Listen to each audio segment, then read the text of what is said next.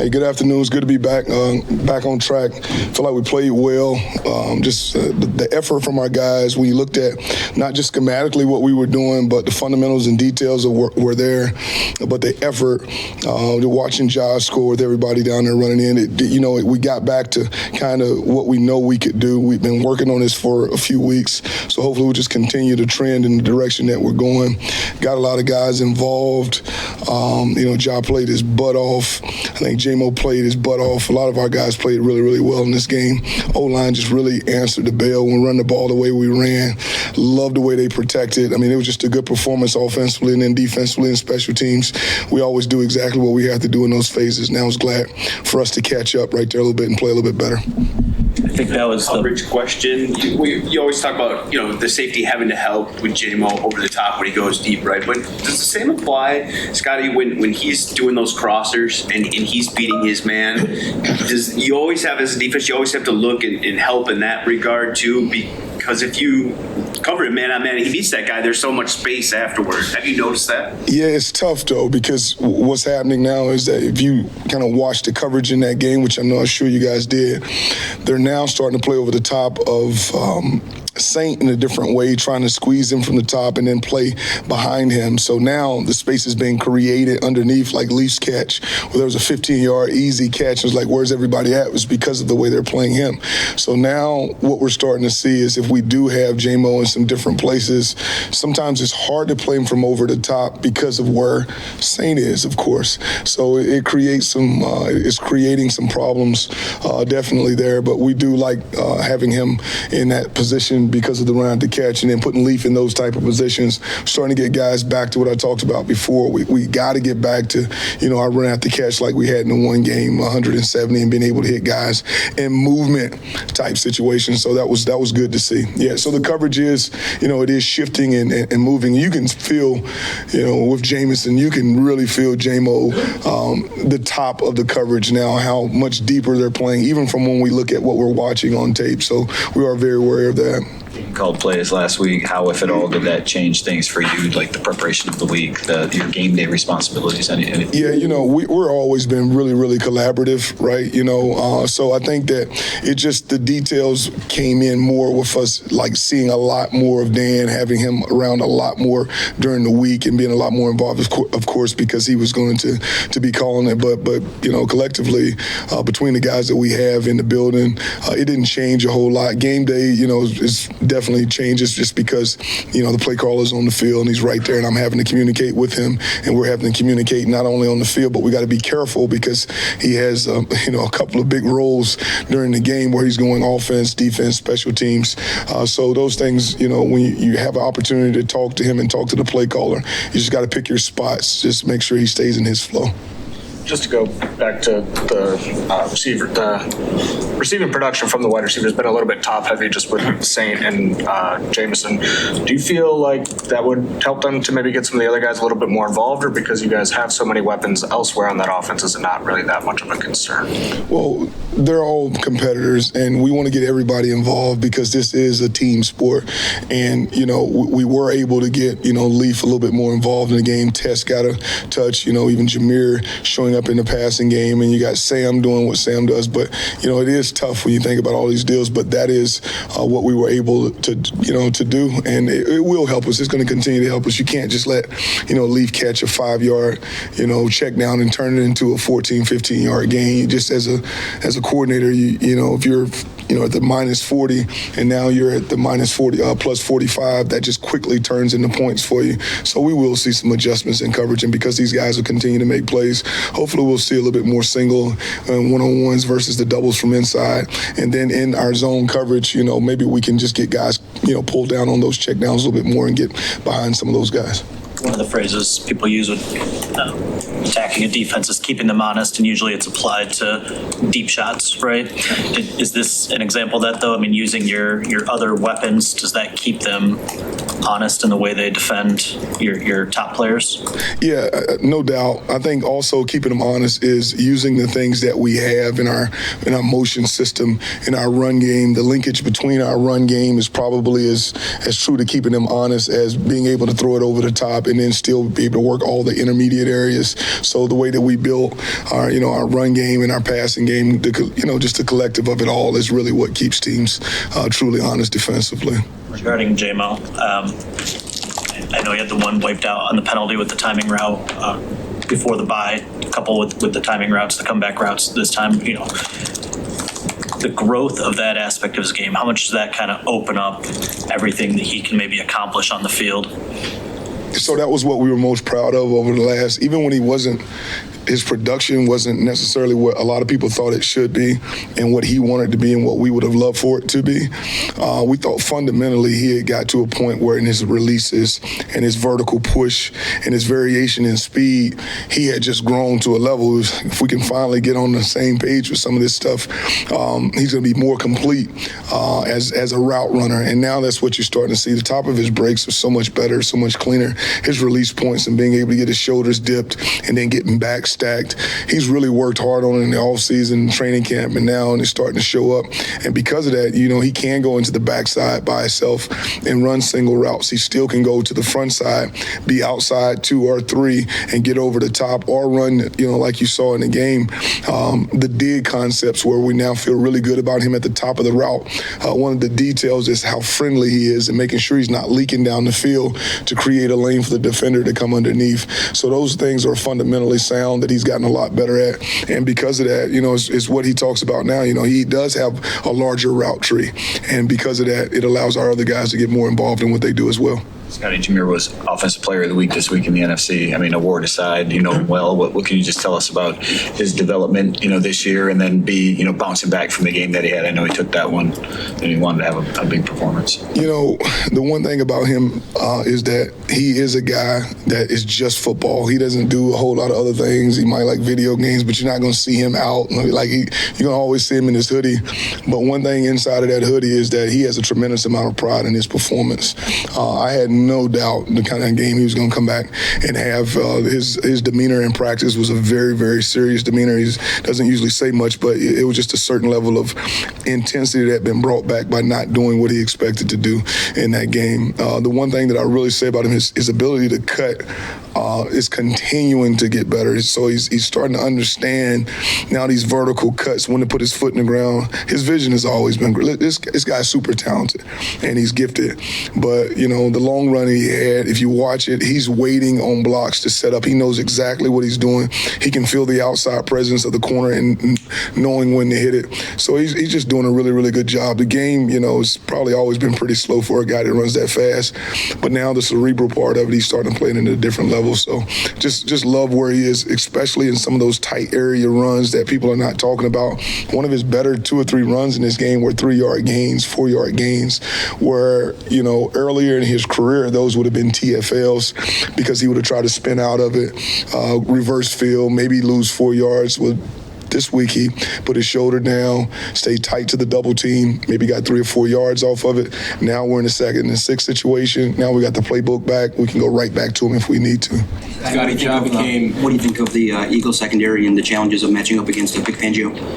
So this is the most talented defense that we'll see from top to bottom. I really think their level of talent is truly elite, not just in their front, their linebackers, in the secondary. The corner play is exceptional. I think they proved how sticky they could be just a couple of nights ago. They did a really, really good job. Safety play is great. They can feel the run. At the nickel position, Coop. I mean, they got a lot of guys that can play.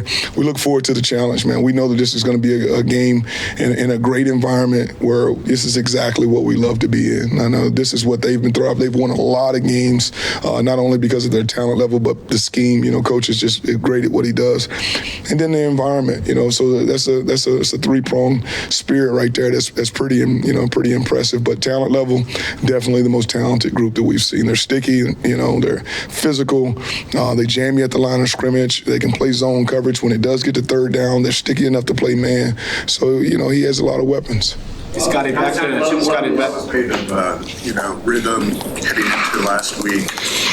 establishing the rhythm. How much is that connected to the play action game, which it seemed like you guys were able to access a lot more, especially I think 17 of Yeah, so 33 dropbacks for play action.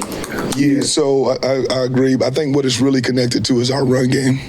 I think everything is set up with our run game. When you can get backers off the spot, whether they're going over the top or falling back, we can start to utilize our run action pass completely different because our run game, it just really, really stresses everybody, especially if you got plus down safeties trying to get into the box. Now we can wrap those guys with Saint and the other guys, and our guys so good at run after catch presents a huge, huge problem. And then, in the run action pass game as well, like you said, run game leads to the run action pass game, which, if we're running the football and we're in run action pass, they can't just pin their ears back. They do have to defend their gaps. And then now that starts to open up other parts of our game. Scottie, back to Ja for a second. He became just the 5th player in NFL history to have 40 touchdowns before the age of 24, and the others are Jim Brown, Emmitt Smith, Barry, and Randy Moss. Do you ever pause to consider where he might be when it's all said and done in his career, and kind of where he could stand in this game? No, not really, man. He came into the league at like 15 years old. So he's been playing for 10 years. He's got an advantage over those guys. Nah. Every now and then I'll pinch myself in the game when he makes a play. But to even look out and for him to look out to where he could be, we're in the moment right now. Like, a lot of you guys have been around, things that are going on in your life, and when you move 10, 15 years, you'll look back at it like, wow. Right now, it's just good to be around great players. I think about Saint. I think about some of the things that he's been able to accomplish at his age, and then now you think about Jameer. Man, really, really proud. Of those guys and happy for them, but really haven't had the chance. It's kind of hard right now to think about where they're going to be. We just really want to make sure that at the end of this season we know where we want to be, and that's kind of where we're thinking about right now. Was there a play from Sunday's game that made you pinch yourself at just kind of what he was able to pull off? Nah, he didn't do anything that spectacular this week. See you guys. Thank you. What's going on, guys? Microphone's a little lower today, huh? All right. What do you see from this Eagles front, or offensive line, I should say, and what kind of challenges are they going to present in your unit? Well, they're one of the biggest, baddest O-lines in the league. They're physical. They're going to try to bring it right to our front door. They build everything is from the run game. And you got to bow up and bring your big boy pants and let's play some football against these guys. At the end of the day, this is the defending Super Bowl champions, right? To be the man, you got to beat the man. And right now, until somebody else wins the Super Bowl, that's the team we're all trying to beat. And, this is about as exciting an environment as we can get into, get a chance to measure ourselves against the defending champions and see where we are in our process. I don't know. From Saquon's standpoint specifically, there's a lot of good backs in this league, but what makes him uniquely challenging to stop? I think he is an explosive player that every time his hands are on the ball, he's a threat to score a touchdown. You can't give him a crease. He outruns angles. You see DBs come out of the secondary and they think they got the angle on him, and he just runs by him. Then he runs you over. He's physical. He's fast. He's a complete back that every time he touches the ball, you better find a way to get multiple guys there to get him on the ground. How tough is their tush-push play, and what's the key to stopping it in your eyes? Look, a lot's been made about that play. I think you just got to figure out a way to out-leverage the leverage. However we choose to do that is what we'll come up with.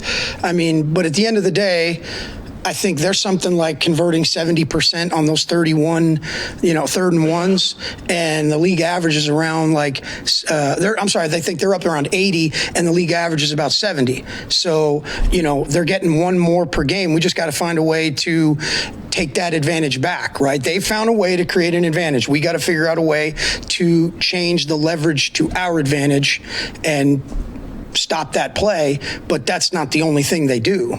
We got to worry about a lot of other things. We can't be giving up. We've talked about here before. You don't want to sell out to stop one and give up 60, but you can't just give them the one either. So to me, it's finding the happy medium, and we'll come up with a plan and figure out how to try and stop it. Lay someone on the ground. I'm not going to talk about that, but yeah. What's it like though, coming to work when you have like kind of a special project to work on that week? Obviously, you're going to game plan like regular, but you also have this thing that's really unique that no team really does as well as them. Well, I mean, every game is unique, right? Everybody does something. We just got done with a team that doesn't huddle, and so that creates a lot of stress. That creates a lot of stress in how we have to practice, what we have to rep, and what we have to show the players during the week. That's really just one facet of what they are. I get it. Everybody's making a big deal about that, but that's they are so much more than that. They are a complete team. They're gonna, try and shove the ball down your throat, running it. They're gonna take chunks in the pass game, and we've got to find a way to stop that. To sit there and say we're going to uniquely focus on this one little play, that's not what's going to win and lose the game for us. I don't think so. Your unique challenge that you present to offenses is your personnel. I'm sorry, what? I said the unique challenge you pose to offenses is your personnel. 3 linebackers on the field, 100% of the snaps the last 2 games. Don't see that in modern NFL very much. What is the strain, having those 3 linebackers? What strain do you think that puts on opposing offenses? I think the first thing that opposing offenses are trying to do is figure out who's doing what. And I think we have such a versatile group of guys that can play the run, that can rush the passer, that can drop into coverage. It gives us a lot of flexibility to move these parts around. And again, we're back to the idea of creating an advantage, right? We can manipulate our people, line them up specific ways, put them in certain spots.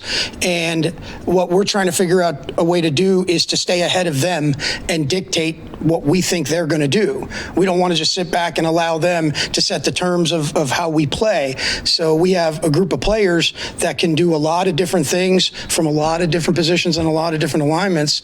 And I think that's the advantage we're having is teams aren't sure what we're doing. So that creates indecision for them, and it allows us to play faster. To that point, Dan talked about Brian, Anzo, and Derek being those 3 guys that are really the most versatile. When you look at Derek specifically, where do you think he's taken kind of the next step in his game? Because he seems like he's playing some of the best football of his career right now. I think he's embraced the total role. Like, he understands that it isn't just one thing that he has to do to help this team win. You look at the the places that he lines up and the different jobs that we ask him to do. That's a wide array of skill set, and he's got to find time. We have to find time in practice and individual to work on all those things. As far as one thing where he's impacted the game that he hadn't done in previous, I'd say is just being a pressure player. Like, he's being disruptive, chasing these quarterbacks down. That's a dimension to our game. That's a dimension to our defense that these quarterbacks start to try to break contain. He's coming off the edge. He's up the middle, and now you got a guy that's as fast as he is and as physical and long as he is. He's chasing these guys down and creating negative plays.